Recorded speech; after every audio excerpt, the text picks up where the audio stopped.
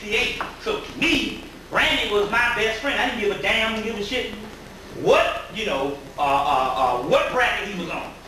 You see what I'm saying? So, but now this is the key now, because, you know, they tell you that school teachers' children and preachers' children are some of the worst children.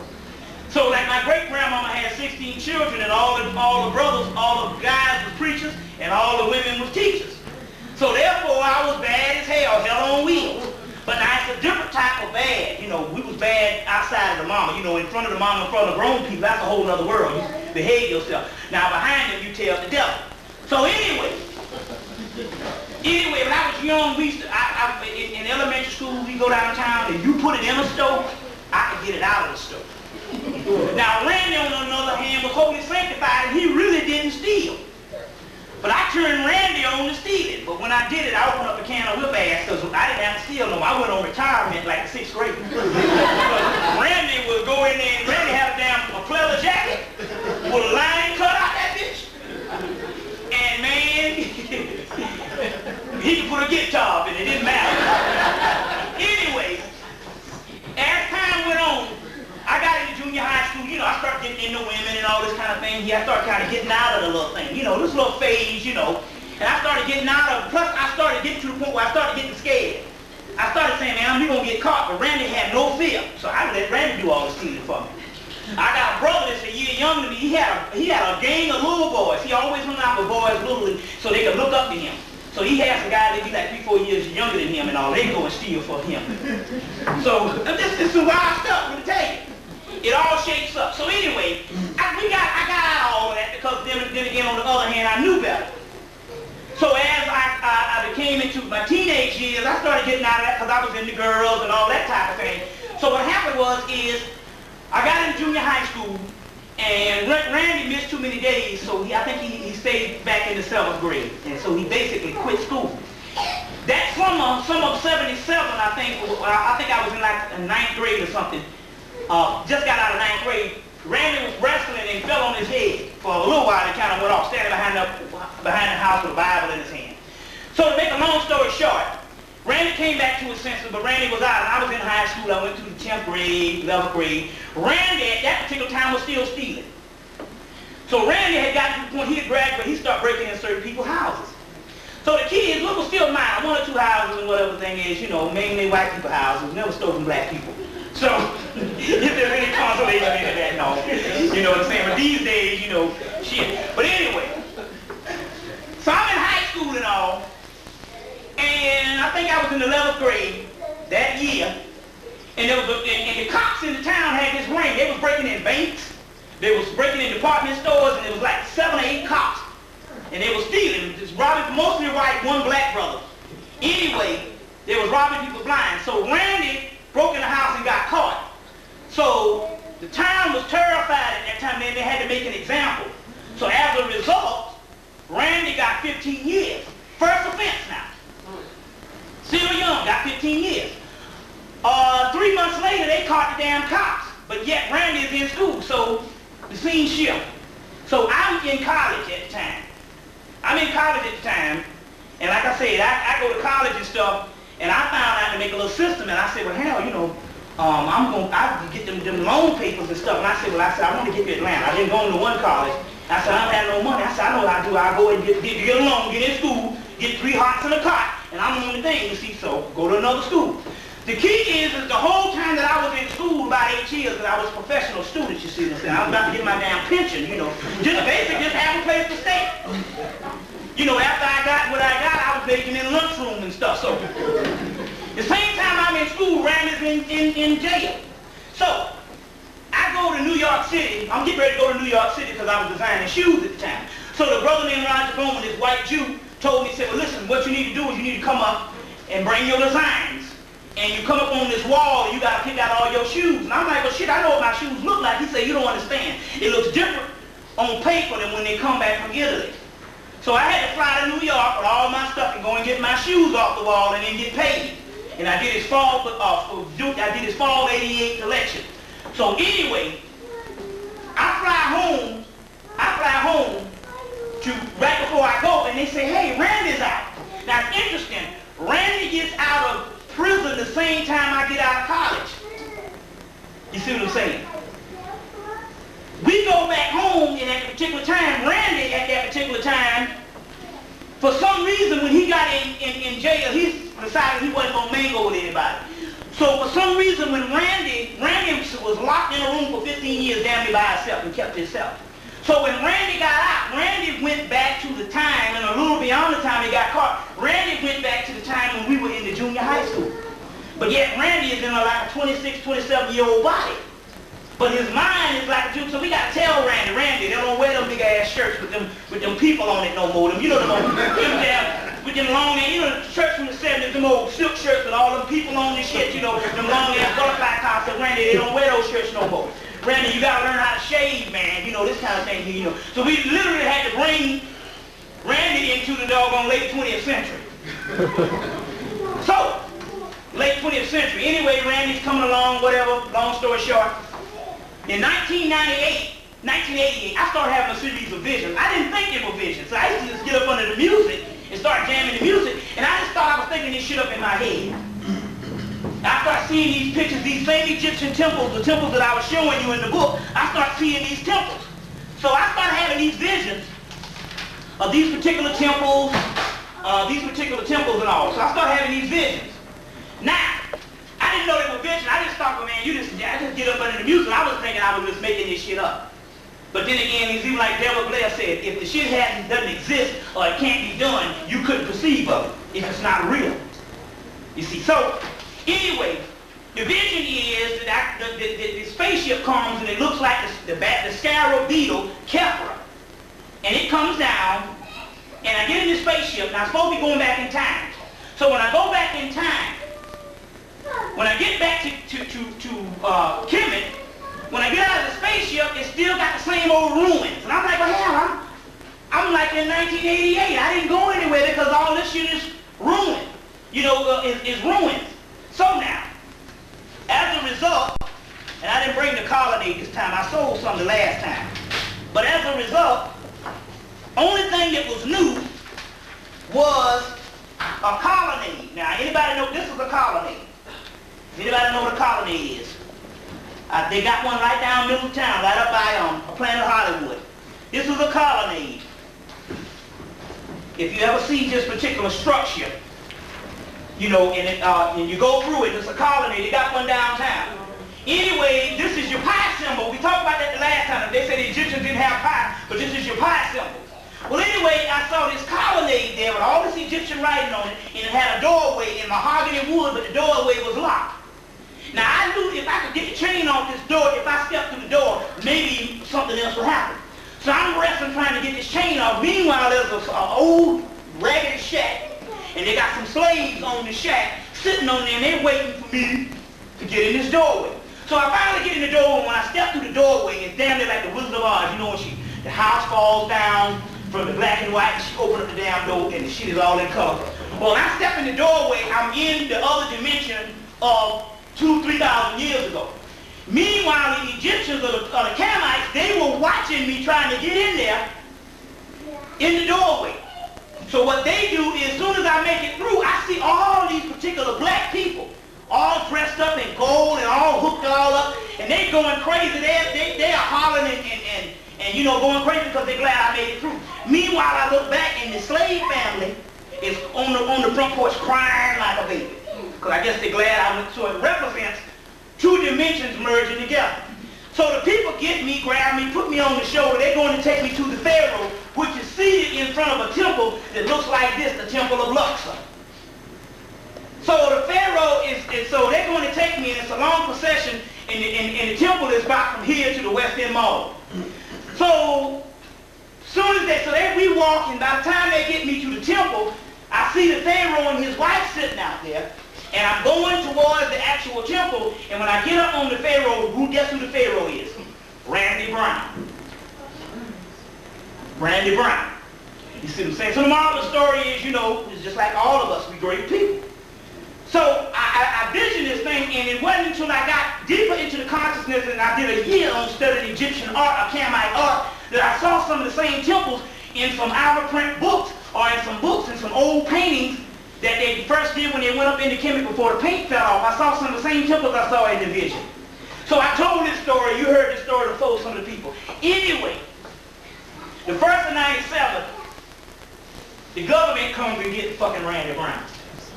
Because like I said, you know, they got my tapes back in 94.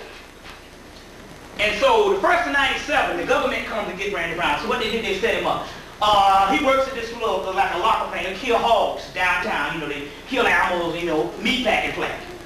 So anyway, they told him to come down and clean up the place. And they told him to clean, they told him they need to do some spring cleaning or whatever. Because it's like in the fall, somewhere, it's like in January or something, so whatever. They told him they wanted to do some cleaning. So he went down and he cleaned up around the cash. They told him to move the cash register. They wanted to clean the counter. So when he moved the cash register and cleaned up and set it back, that night they went in and broke into the place and stole a whole bunch of money. They called the cops and said that they believed it was him, because when the cops did the fingerprint, like him having a record, he was in prison for 15 years, his fingerprints all over the cash register. They set him up and he go back to jail. Now the key is I know this particular part is this. The key is that in actuality, some of us know people in your life, and even if you don't know people, they are sacrificing and getting the hell kicked out of them so we can go and learn something that we don't supposed to be knowing. So the mere fact that we sit up and say, oh, this is all bullshit, you got to realize the last 10 years, I mean, there's thousands of our people been sacrificed, and I know that this brother is locked down today. It's like almost the alter ego. He's locked down today because of me. Not so much in what I did or whatever thing, but I'm just saying that's the way the government did, because they did it to try to get to me. In actuality, when my girl got the channel on it, in actuality, they actually thought that he was the key to the puzzle when I said that he was the Pharaoh. See what I'm saying? When I put that on the roof, they actually thought, so they went and got him for that particular reason, because they're looking for the Messiah. You got to understand how this particular thing is going on. So now last Sunday on X-Files, they had this so-called baby Antichrist thing was born. Anybody saw X-Files last week? They had this devil thing was born. And all right. First of all, that's the Christ. We're going to get into that type of thing and all. But this is a very key that you understand this stuff when we go into these Nostradamus prophecies today. This is very key that you understand what's actually going on at this particular time. So now let's start the lecture. So let's see here. So now, let's deal with a couple of things on the hard copy thing right quick. The whole Clinton thing is going down. Now, as you know, anytime that they got your boy up in there, see, anytime they got your boy from Hustler Magazine, remember now they said that they was all for impeachment until the Hustler Magazine guy came, Larry Flint said, well, I got $3 million from anybody who can find anything on the Democrats. Right. So all of a sudden, it went from this, right before Christmas, talking about articles of impeachment, this impeachment stuff, to now talking about sanctions. Plus, they understand that they can't do it anyway based on the Senate and all, but if they wanted to get him out of it, they could. But the key is, everybody's scared. The key is in this particular drama is this. First of all, Larry Flint and the whole thing is fake anyway. That's all a part of it. Just like you got wrestling. I told you, Wide World of Wrestling, you got your boy, he's a wrestler, he's a governor. This whole shit is run the whole thing is run like Hollywood, because what they're not telling you is that Hollywood has always been a branch of the United States government. It's not that the United States government uses Hollywood. What we don't realize is Hollywood is a branch of the United States government. So when they show you Wag the Dog and put the picture of Monica Lewinsky in the actual movie a year before that thing actually happened, because they make the movie about a year before, and then the movie comes out, even the movie come out 2 weeks or a month before it comes out, and they actually got the same picture in the act. Now, how many people saw the picture? Go back and rent Wag the Dog. It's the part when they get ready to get on the plane, and I think they're in the airport, and they're talking about the president screwing around.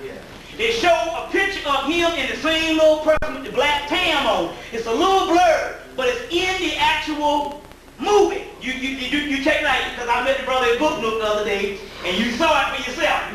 Right. It's in the actual movie. So now how can they make a movie about something, and the movie came out in, I think the movie came out either the day Christmas Day or, either Christmas Day or a couple of days after Christmas. The Monica Lewinsky thing didn't happen until February, I think. You see, so the key is, February, I think. The key is, how would they know, you see, this whole setup, if it wasn't all a part of the same scheme. Now, on Nightline the last 2 days, they've been calling this thing the arcane ritual of impeachment. Just as I said, last time I told you that shit was all fake, it's a great ritual that's going on. They've been saying that it is the arcane ritual of impeachment. They said it twice. First they said the ritual of impeachment. They said it on Thursday night. And I said, damn, did you hear that? I told my girl Ginger, I said, did you hear that? They said, and so they came back again last night on Nightline and they said the arcane ritual of impeachment. So they're talking about an actual ritual that's going on because remember, mind control, first rule of mind control, if you want to keep the people in mind control, you have to distract the people. Now, let me tell you another thing too. Deal with this particular part while we on it. The Y2K shit is to distract. First of all, there's some stuff, even Sunny University, State University of New York put out some Sanskrit stuff written down by ancient people from black Indians. There's a whole Sanskrit papyrus on the Kundalini alone, on the stuff that goes on with the raising of the Kundalini energy. So one of the other guys translated this stuff and he put it in another book called Kundalini for a New Age. I don't know what happened. I think I don't know how the book got away from me, but it still should be in print. It's called Kundalini for a New Age. And the guy said in 1975 that the Indian government put forth a whole lot of money to study this Kundalini thing on a high advanced level. But they ran out of money and they stopped it. But anyway, some of the stuff that they actually did do, and basically how they studied it, not basically also physical, they studied a lot of this Sanskrit stuff. This particular papyrus was before it became the custodian of State University of New York and Albany, which got out of book. But in there, they made one conclusion, and the government knows this. They said that there are devices in the human body that will come online as soon as the race is threatened with random acts of annihilation. So the government's main key is covert action to come in and to make you think it's 1975 when it's the year 2058 and they do the genocide while you walking around. That's the key. They will never announce to you, come out boldly and tell you they're going to do some shit. You see, because they automatically know that you already got a built-in retaliation device that will end this thing because the black hole and all this stuff is going on now. They're especially not going to do it now. So the key is we never in America get to the crisis based on what they always tell you and all of the so-called Illuminati stuff. Remember, you got all your Illuminati stuff. They've been dealing with this stuff for years. Your boy Robert and Tom Wilson and all of them was dealing with this stuff in the 70s. But then you got Bill Cooper and all of them come out in the 90s, and next thing we know, a lot of this stuff is government propaganda. So the key is to give you an estimate of what they're going to do to distract you, but they never really do it. Anything they tell you they're going to do, they already do. So the key is this. Now, the Y2K thing is this. Obviously, if something does go down, you must understand, because you must understand, there's never 100% in anything. Just in case they do get ugly, you must understand there's a greater meaning behind this whole shit, and the main key is to distract you. So this means for the brothers and sisters that was privy enough to get a certain amount of information when the rest of the people was out here dead, you got to stay on the point because you are the priest supposed to get the people out of this. Otherwise, you would have never got into this stuff now. So the key is you cannot be distracted on what the hell you need to do. And I'm saying, if they're going to do something, they're going to do the shit anyway. You understand what I'm saying? My point is hey, let's get it on. Fuck the dumb shit. I mean, my point is why I'm trying to uphold some bull when life is a living hell anyway, on all levels. So my point is, if we are the people that we say we're supposed to be, and it looks like we are, so therefore, when it's the crack of that bowl, then that means, and remember now, for the mere fact that he got to come out that bowl, that means in actuality, it's time to get it on. And if he knows it's time to get it on, that also means that you need to understand that your power is at hand. Because when he bows up and try to do some stuff, it's time to get this shit on. So, but he's never going to come and give you something. Now, wait a minute. Now, this government's policy is we're learning about things that happened 50 years ago, 40 years ago, 30 years ago. We're just not learning about this shit now in the 90s. So why is it he going to come and give you some stuff started in 1996? I heard about it in 96. And he starts in 1996 talking about this Y2K thing that he knew about 20 years ago. And he gives you something, and all of a sudden he's nice enough to give you a warning about something that's going to happen to you when he don't never give your ass no warning about shit. You see what I'm saying? That's the key. He understands it, but all of a sudden he's giving you this, and it's already working. Half the people all up in New York is all out of their mind. You see what I'm saying? People closing down shop. Now my point is the cautiousness, we were always supposed to be cautious with stuff, being in your conscience anyway. But my point is there's a trick going down. When his ass is up against the wall now, he want to make your ass scared. So you thinking about World Wide 2K, and he thinking about this fucking black hole up there saying, God knows these motherfuckers better not never wake up. So you got to understand what time it is and stuff. You don't get into the bull. Because the priests don't never supposed to get into the bull. You understand where I'm coming from? You don't never see them Lubaba with your Jews doing nothing. If Jerry Kleinfeld gets his ass whipped, they're not going to come to his defense because the priests don't never leave the post. You got to always understand it, and you are now the priest. You're the only people that's going to get the people out in the diaspora, on the continent, or whatever the deal is. Because on the continent, they got 75,000 black people dying a month. And that's with AIDS alone.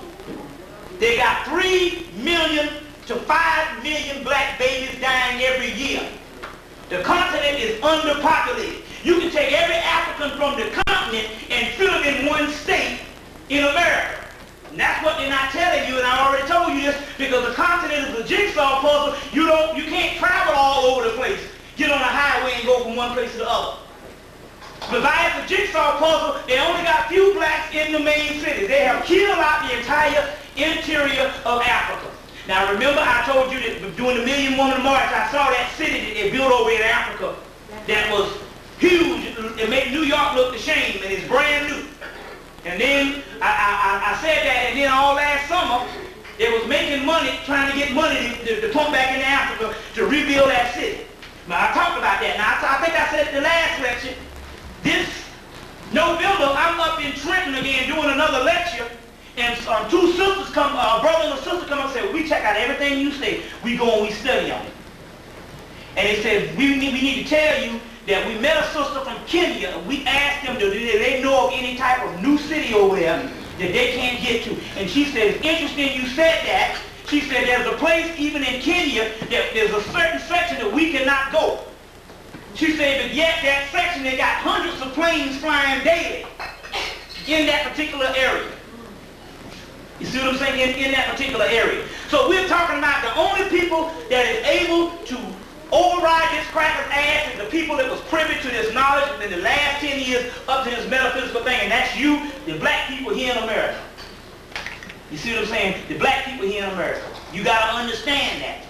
So therefore, it comes to the point where you got to become a priest in this thing, where you cannot be swayed by all the bull that's going on out here. So now I stopped giving niggas quarters, because I already know that that's all government now, because they done cleaned out 20 projects here in Atlanta. 20 projects they done cleaned out and got rid of the people. So the people that you see down there are decoys. We found out where they are. They live up underground somewhere on Cascade. There's a whole underground cavern, and they go down there underground at night. They program. There's a movie coming out called Disturbing Behavior. It's going to be on video in the next 2 weeks, where they got them implanted. Everything in the movies is real. These bulls you see, they are not homeless. The homeless people got food. I know I can't pull the bull on me, because I hung out with a homeless brother. We used to take him by the shelter every day. And they got food. We was getting food. Me and my girl, we was getting tofu and shit. Our refrigerator was full. They got food stacked up to the ceiling. You got churches and all. These people down here, a lot of those are coming from up underground. That's why we got to move, because right up in our apartment complex is a whole underground city. And they take these particular brothers and sisters, and they come from up underground, and they put them on the street every doggone week and every day, and they come out and bomb. It's thousands. Anybody been downtown lately saw this shit? Every corner is a brother bombing. Very key. Now, one brother hit me to this, and I never really thought about this, but it's very key. He said, remember now, check out the majority of the people this downtown bumming, you might find one light-skinned person per every 10 dark-skinned people. It's very key you understand this. It's a system that's going on. Even when you go to Cascade and look at the people that's really doing bad, the majority of the stock are dark-skinned people. You might see one or two light-skinned people to the point you notice them. That is because we're talking about a system of they taking the light-skinned people and they becoming honorary whites, not black because you light-skinned, you honorary white. Hell, I'm light enough to be, as Farrakhan say, pleasant to white people's eyes. I'm not talking about that. It's interesting though, but the majority of the people, that's even the people, the downtrodden majority of them are dark-skinned people. So we are also talking about a color war too. You see what I'm saying? That's like that Africano that got, they're doing it in South Africa the same way. You know, you got a light-skinned class and stuff. Well, here it's a subtle thing.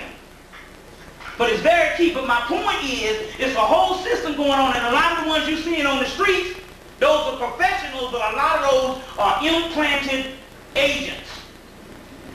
And they are there to make the appearance still seem that we have poverty when they have basically isolated and killed off most of the upward, of what you call the so-called downtrodden, or what you call the low classes, or whatever you want to call it, or what they say, the poverty. Most of those they have killed off in America. Now let's deal with this thing because, like I said, and because we need to put this stuff out because this is a part of the war shit. I know some of you heard it, but the key is, if you go downtown after 6 o'clock, you don't see no people on the street. None. You see, so now what they're getting ready to do is they're getting ready to make this an entire new yuppie city. The younger white people live in the city. You see this? This is all the Northside Drive is testimony to that. You see what I'm saying? But so what they're getting ready to do, I already got from the brother was one of the Martyr Police. Downtown, where the buses are around 5 points, they're going to move those buses someplace else. So they're not going to have any buses around that particular part, and they're going to do the whole, you know, either Disney going to buy it or gambling or whatever. They got Broadway coming and all, but they got a whole relocation plan. But the key is, it's not even a relocation plan. The people that they got going downtown, a lot of those particular people, they come from up underground because they cleaned out all the damn projects. This is some serious shit. You see what I'm saying? This is some serious stuff. And if you don't believe me, just ask your spirit. You see what I'm saying? But we found out because what it is up under my apartment complex, they dug this hole. You know, they dug a hole, talking about some fiber optics, but the hole stayed there for a whole year. Worked underground for a whole year. They dug it up in the spring of 97. They closed it up spring 98. Okay, and then they dug up another one right down the street. It's open right now. It's open right now. And they got these people, they come from up underground. It's real. We're living in that type of time zone. You got to understand, but it's all in the movie. Disturbing behavior, but it's good because the movie will be coming out on video soon. You need to get one and study what's going on up in the actual thing. So just like they had these particular ones, they turn them all into 8 students overnight. This, they're doing the opposite. They're taking these brothers and stuff and zapping them and got them out here bumming. You see what I'm saying? Well, it was bullshit. They got help wanted signs all over Atlanta. All over Atlanta. Every damn Mexican with no shoes on is working. Some stuff is going down. You got to understand what time it is. Very key. Y'all all right? Sure. Yeah. So anyway, what's going on with this particular ritual of impeachment? The whole key is, because they get ready to come out with him and the black child. They already started. All on talk radio. They get ready to come out on the black child. Now before they do it, they put out the movie. So they put the movie out. They put the movie out, Primary Colors, about him getting the black child pregnant. Now, last weekend, they started talking on all talk radio. Oh, because we got the dress. We taking the DNA from the dress and we match it with the DNA of this so-called black child. And so we already know the shit already set up. They would not even fathom even talking about nothing on the damn radio if it's not something that they're going to forecast in the future. They could get sued. You see what I'm saying? And even when they had one person from the White House to respond to it, he just said to be careful, but he never said it was not true. You see what I'm saying? But anyway, this is the new thing. So the key is is based on the mind control is they got to keep something because they dare not see you where the TV goes blank and you don't have nothing on your mind of some foolishness. And you come to your damn senses and kill them because this is the time of the rising right now. We in it. So therefore, and you know it, that's the way it is because they're becoming more and more severe. Honorable Elijah Muhammad said, you'll know the end when infighting starts among the people that's ruling you. And self start accusing self. Yeah. So even though they think that they're doing a ritual, there's some greater stuff going on, they don't even realize that they are all in this realm of a certain energy that's making them even come up with rituals thinking they're doing stuff to us. They're doing it to themselves. Everything they're doing is in a backfire mode. Very key that you understand that at this particular time. So now, as we said the last time, in these particular days, you're going to have to get the perms out your head, sisters, because those perms calcify the pineal glands. They shut them down. And in these particular days, if you want to get the right thing, where you tune in, where you want to get your own energy working for you, you got to get the suppression of the perms out of the head. Now, this has nothing to do with looking down on you because you got it, because it's no more than a cosmetic thing, or I got on some pair of striped pants. But that's not the point. The point is that it's a government thing and what the shit that they are putting up in there. You see what I'm saying? Anyway, all that stuff suppresses the pineal gland. So you're saying, well, my stuff might be automatically damaged. No. The pineal gland regenerates itself in the melanin in the cells, regenerates itself at an alarming rate. Case in point, you got a perm in your head and a month later your nappy shit busts back through the roots. That means that the nappy stuff has already regenerated itself. So that means that in actuality, the key is it's not that your stuff has got to take years to work. You just got to take for your damn nappy head to work, and that does that shit fast. You in constant pursuit of trying to fuck up them piece of kitchen. The key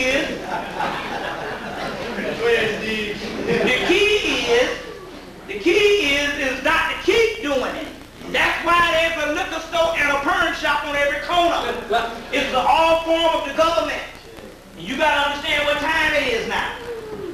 You know what I'm saying? You gotta understand what time it is now. So we're not talking about taking cosmetics over survival. You see what I'm saying? And over survival. So with the brothers, they tried it with Jerry Curl in the 80s, but you know what I'm saying? But it was only something that happened, you know, for a brief period of time, so they had to try other methods.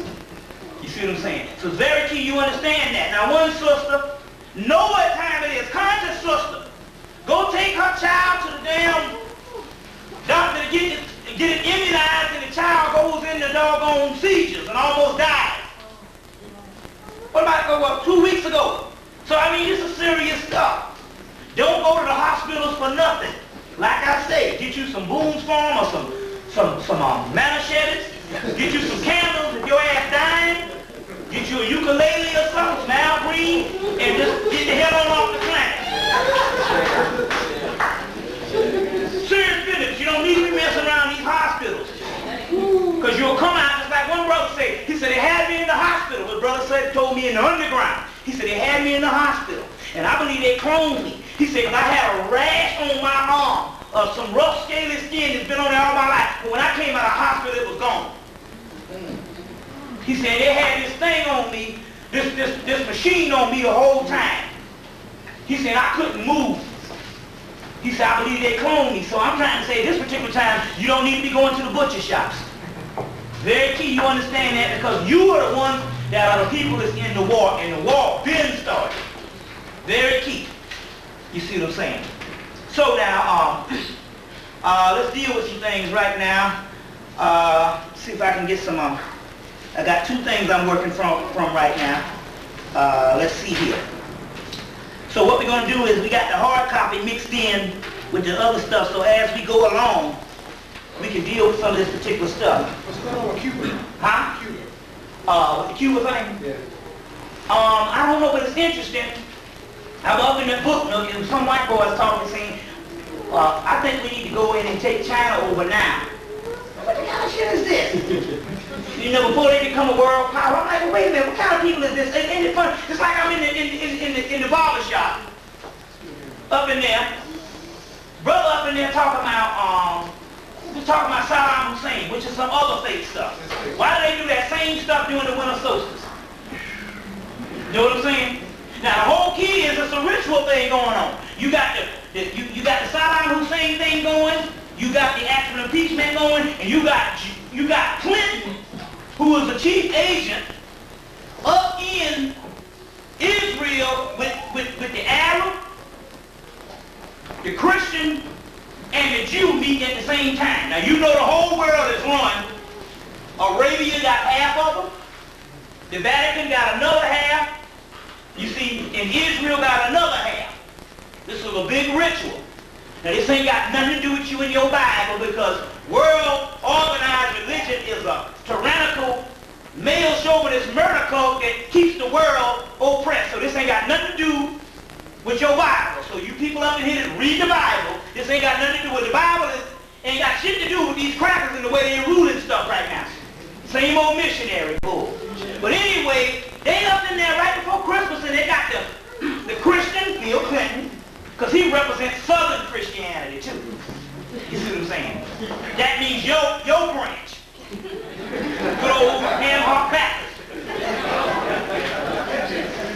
They got the Muslim, which is not the black Islam. Even if you Orthodox Muslim, you are not seen as the League of Arab Nations. That's a different thing than a nigga in doggone Chad. You understand what I'm saying? Morocco, or Ghana, or wherever, or Nigeria, where you got Muslims, even over in Nubia and Ethiopia, that's a different thing. They don't consider you a part of that Arab League of Islamic Nations. You got to understand the thing. So now, they got that white Arab, that white Jew, and that white Christian, because up under that we the original Arabs, the original Arabians, the original Hebrews, and the original Christians for that matter. You understand what I'm saying? They got all these fake crackers up in there, and they call it a summit. It's a ritual going on. They meeting, they got a ritual, then they got the article for the impeachment start, and then they got this movie with Steven Spielberg, with his DreamWorks, that's his thing, but the Jews trying to go ahead and put this same Exodus thing and fake the funk again during Christmas, and it's running to this day, all during the winter solstice. But they messed up on that particular Prince of Egypt, because that's our story talking about now. We'll bear witness to that. But my point is still, they are doing an actual ritual, and on Christmas Day, they come in and they put out this thing, the thing called the balcony, and announce that the chief queen bee of all aliens is in Atlanta. That's you. Why would they do that? Go back and look at Independence Day and see how many times they talk about Atlanta. You see what I'm saying? Very key. Go back and get Body Snatchers, the third one. Where in this Body Snatchers, you never won't see scenes where they don't have black people in it. The movie starts off with a black guy running and saying they're coming to get me. And when they escape, where they go to Atlanta. Very key you understand this. They're not making these movies just out of an accident. Remember, Hollywood and the government is one and the same. They're always one and the same. That's why today, the McCarthyism thing, where they was penalizing these Hollywood people for the communism thing, they wouldn't have been able to pull it off. But the people that was working in Hollywood didn't realize that the actual people, Hollywood was another branch of the United States government. And so based on the United States government, they said either you're going to beat down with what our criteria is, or you ain't going to make no movies. The devil child chat. Yeah, all of them, a bunch of them. I want to ask you something. First of all, now look. There's another thing. They say that half of the crimes that's committed in the United States, half of them, they never catch the people. They say 60% of them, they never catch the people. Yet you would think, based on Hollywood, see, if Hollywood is an art imitating life, why is it that you can count the amount of movies on your finger where the criminal gets away? See, I love the movie Heat. I just had one problem with it. Robert De Niro got caught. That me for the whole movie. Now, my point is what I'm trying to show you based on government setup. First of all, name any movie star that is operating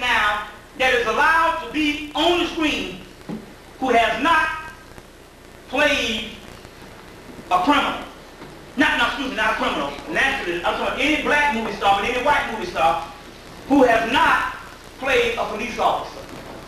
Denzel has played them, Wesley's played them, Larry Fishburne played all of them, even Angela Bassett played one. There's a movie where it was about some vampires. Yes. And she was one in that. So my point is this here.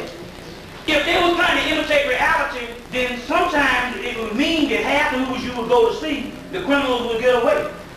But it's all a part of mind control. If they got to keep a certain society based on certain laws, they cannot afford, you understand what I'm saying, for the criminals to get away. You see, very key you understand that particular part that's going on right now. It's all a part of the same, it's all a part of the same old bull. Now go back and get the movie Clash of the Titans. Now I think I said this the last time. There's a guy in there called Calibus. Calibus got nappy hair, and they say he was cursed, which is talking about the black man. It's in the actual movie, and it's not by accident that they put that particular part in the actual movie. Now, I don't know the last time I told you. I don't know if I told you this the last time. I don't know that I said it was. I met some brothers downtown right in front of 5 Points, and one guy was saying how he used to do all these concerts. And he traveled around doing these concerts. He said that Michael Jackson, when Michael Jackson came to New York in 1984, when Michael Jackson came to New York City with the Thriller thing, was real big. They said they saw this white man had this bag with it. And they were saying that's the man with the money. That's the money bag. So he said, but he had remembered the white boy having the bag in another city that he worked a concert to. So they said, shoot. They said, well, look, they said, what we gonna do? We all gonna get paid. You know, the little penny-ante job working concerts. He said, we getting ready to get paid. And we gonna hit this man with the bag and get this money back from his crap.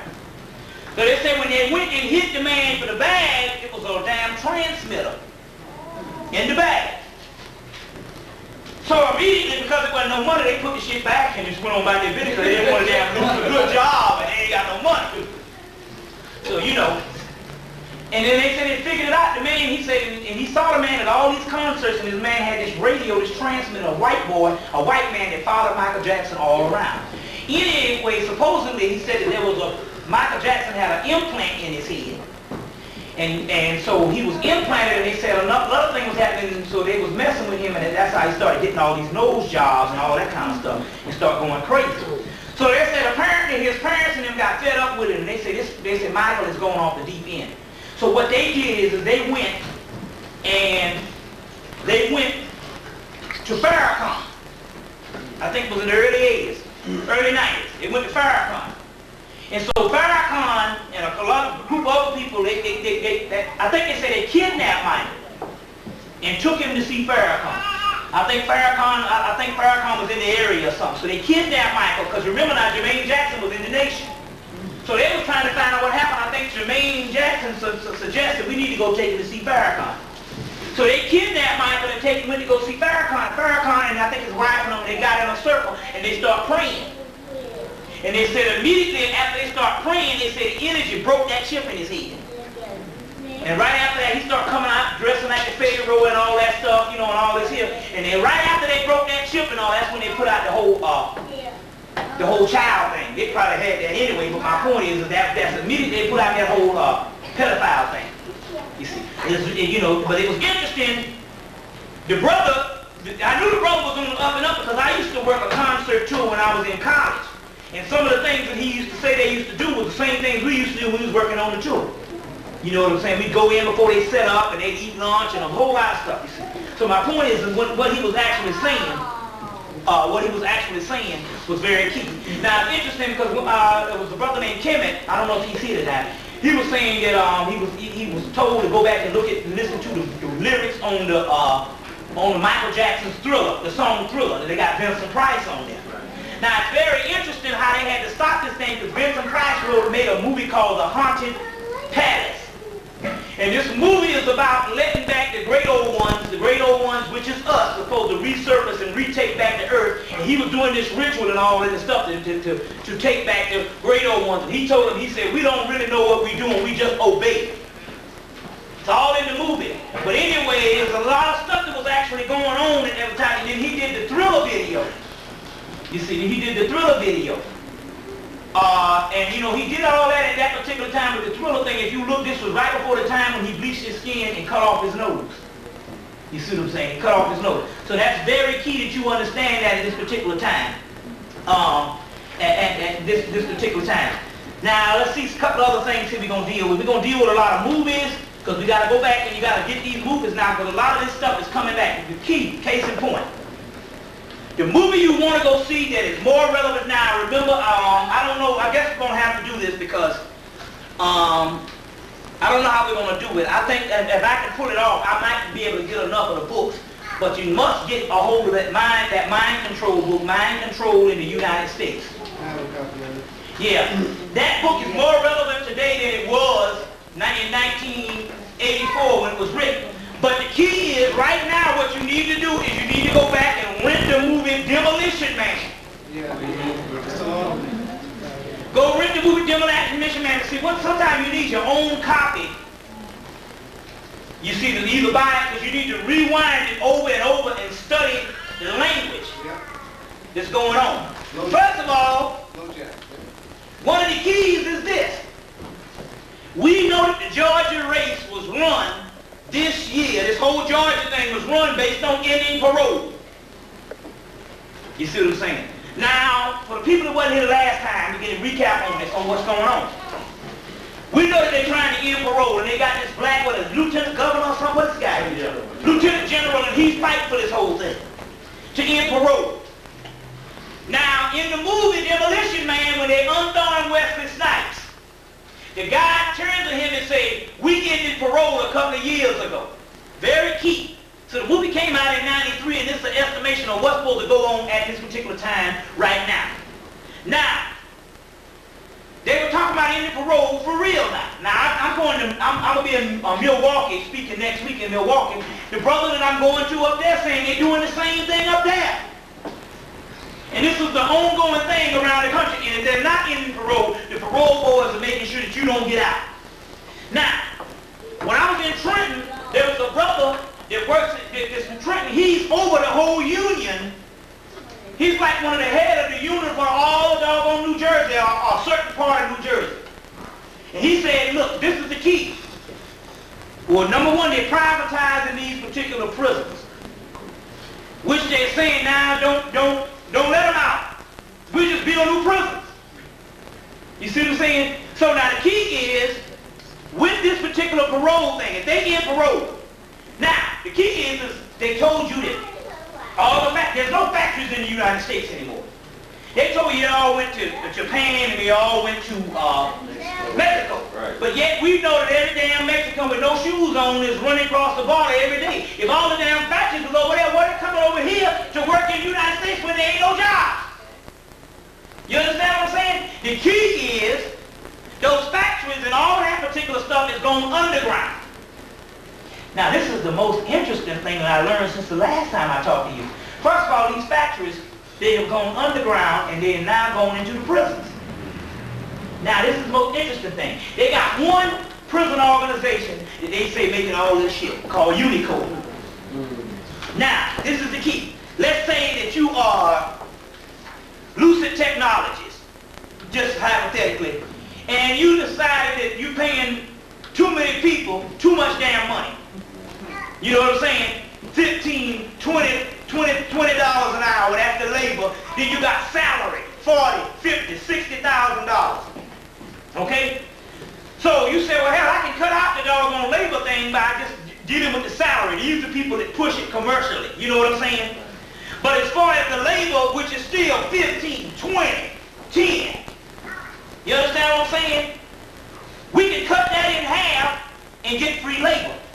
So they say Lucid Technologies. The key is Lucid Technologies, it doesn't take the name of Lucid Technologies and go into prison and you go, oh, Lucid Technologies is in the prison. What they do is they may like they either go bankrupt, or they may like they either go to Mexico or whatever the deal is, or they may like they close down, and then they open up under the prison the same Lucid Technologies under the banner of Unicode. So it's like one place, Unicore, and it might be 4,000 companies operating under Unicore. So you still thinking it's one damn company. So where it is actually the industrial industry operating under Unicore. So Lucid Technologies will fold the name, go and work under Unicore, and that's just a damn decoy for them to operate in prison and not be detected. You understand where I'm coming from? Because they only got one branch, Unicore. You understand me? Unicore is just a mere name. Whereas Unicore is a consolidation of thousands of companies that used to be on top of ground. You understand what I'm saying? It's up under the prison. So now the next key is, if we got the industrial age up underground in the prisons, the key is we training doggone good workers. If I got a doggone worker, and I train him and he's got 5 years and I train him and he's good, why the hell I'm going to let him out in a damn year when I can end parole and I got 5 years of this whole person, I got 20 years, I got 50 years of a person. Right. You understand what I'm saying? Paying 75 cents a damn month or whatever the shit is. Straight up slavery. Right. You see, but they said it in the movie. Now, another key in the movie is this. We're talking about everything is based on mind control. Now, the guy that set up the whole state in the movie Demolition Man is one man that set up this particular hacktail, or what I don't know the name of it. He set up this particular industry, and it runs the police and it runs the whole society. But what is the name of the industry? The name of the industry, what he does is called behavioral engineering. This man is the head of the behavioral engineering that runs the whole society on the outside. So that means your whole society is a part of a whole behavioral engineering.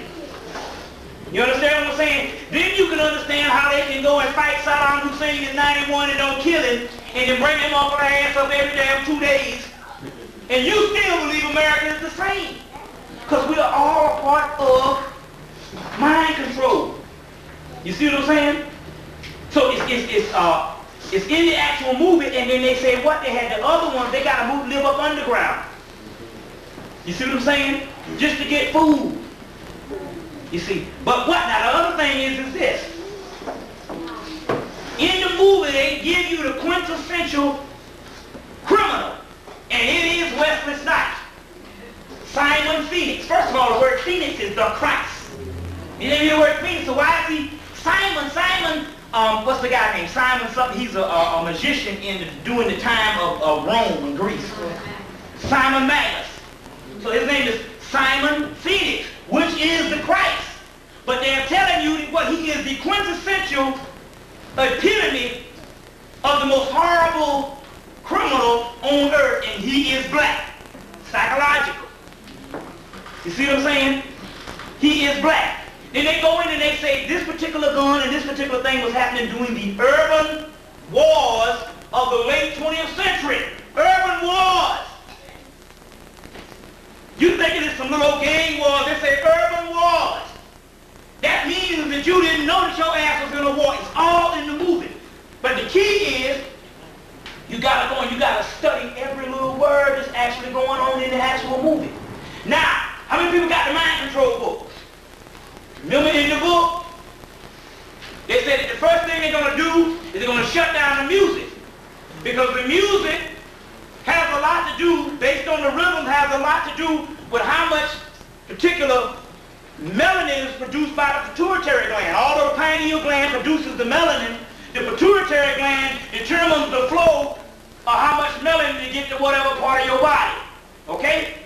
Now in the movie, Demolition Man, they had them singing damn all the hot dogs, you know, and all these damn shit, and even killing chicken pox, and they took the commercial jingles, and that was their actual song.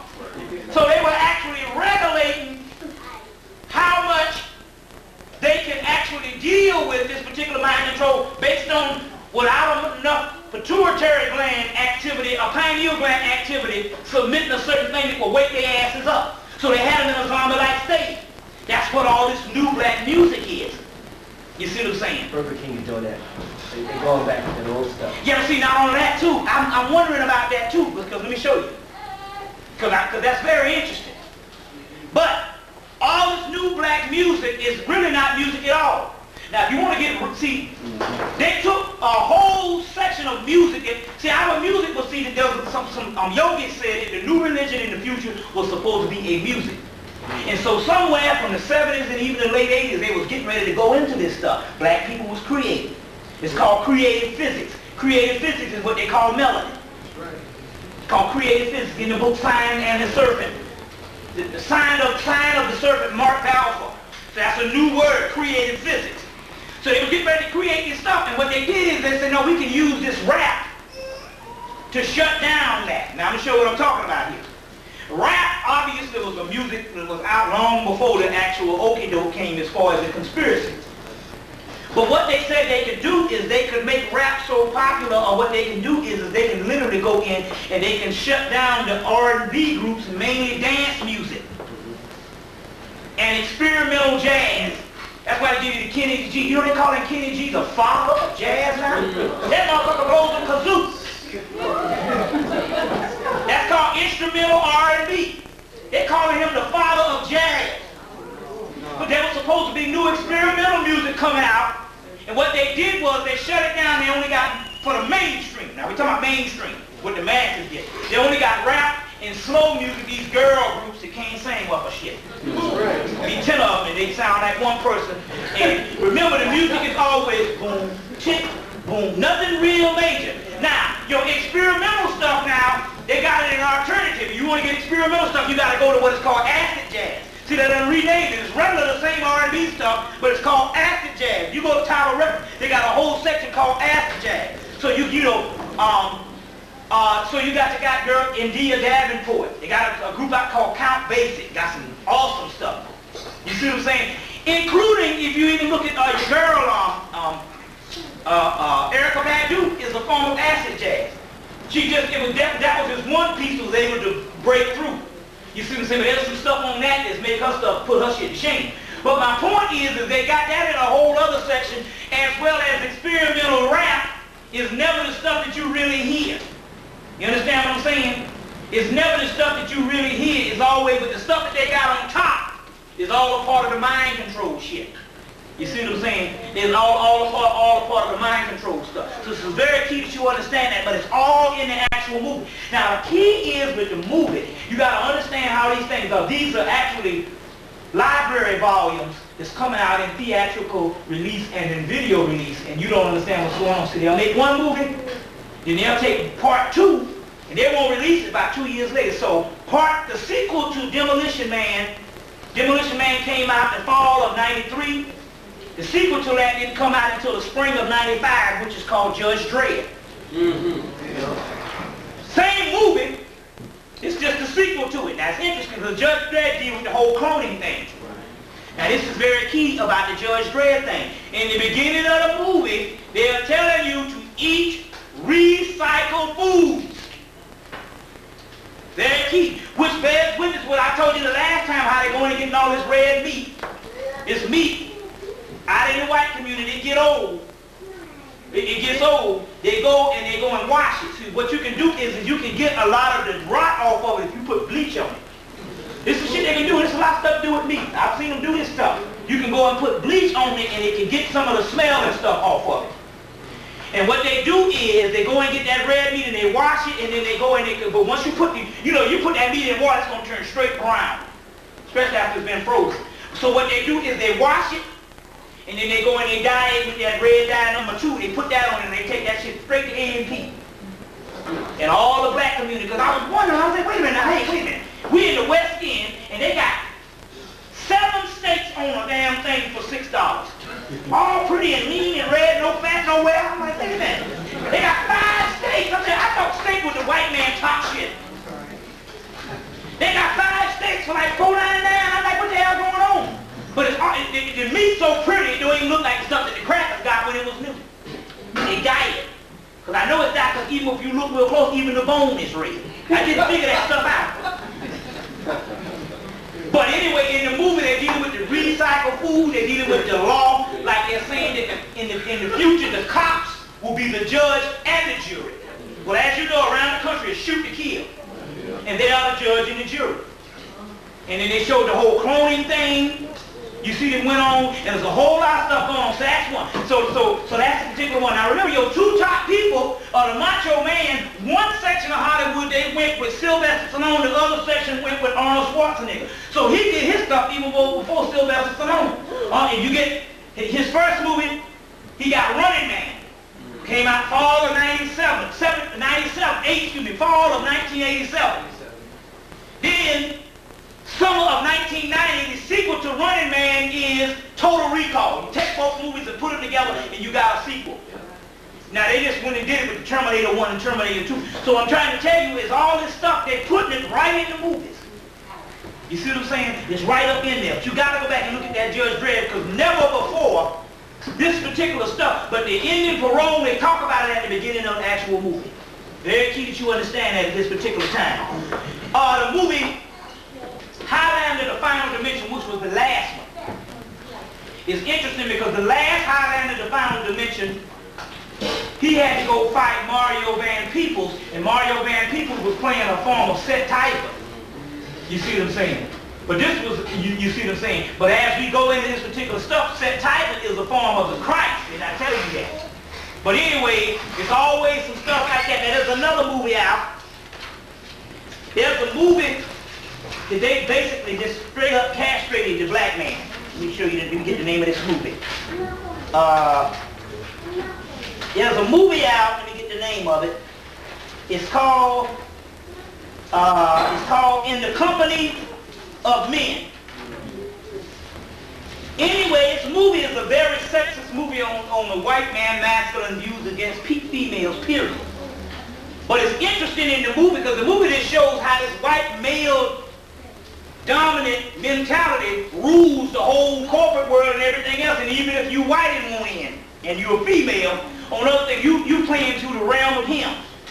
Now it's interesting, but in the movie they got a black man in the movie, and he's telling this black guy what to do. The guy said, well, I'm dead. He said, are you really dedicated? He said, man, I can do it. Ask John. He said, it's not ask, it's ask. Now my point is, why the hell they ain't gonna put that in the movie, correcting the black man's English? Now this is the key. He turns to the black guy and say, well, I want to know, do you have the balls for this? And the guy said, yeah, I got the balls. I'm telling you, I got the balls. But what it was, there was a new position opening, you know, for him to move on up. Head of some shit. You know what I'm saying? And he was saying, I want to know, do you have the balls? And he said, the guy said, I got the ball. Ask so-and-so. He's like, no, it's ass. He said, but do you have the ball? He said, I got the balls. He said, well, let me see them. I said, what? He said, you got the balls, let me see your balls. The guy said, what you talking about? He said, let me see them. And the black guy unzipped his damn pants and pulled his fucking pants down. And show his fucking balls. But you gotta understand the science on what they're doing when they're trying to castrate. My point is black people are crazy anyway to even do some stuff like that. But then again, we already know we sick. But then again, on the other hand, what they're trying to do, like I told you before, these movies have greater impact overseas. So what they're trying to do is show around the world that the black man and the black woman will do any damn thing to get ahead. You just like hoes. And they got it in the movie In the Company of Man, In the Company of Men. Very key that you understand that, because everything is everything. You got to understand that in this particular time. Everything is everything. So let me, I want to deal with a couple other things. We're going to deal with this. Let's deal with this right now.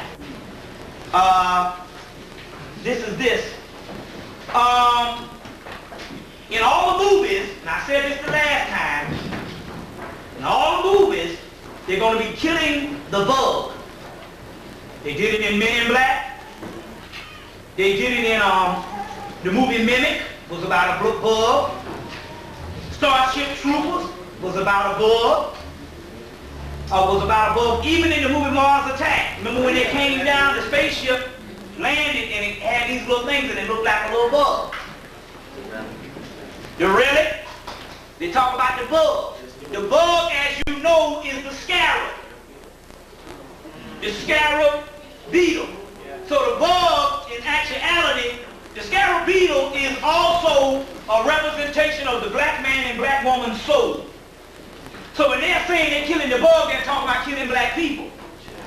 Now in the movie The Faculty, you got to go see it. It's in the theater. You got to go see this thing.